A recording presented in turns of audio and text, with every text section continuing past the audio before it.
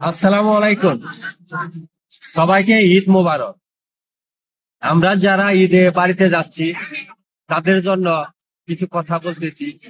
আমরা যারা দূরপাল্লায় বাসে যাব, অপরিচিত লোকের দেবার কোনো খাবার খাবো না।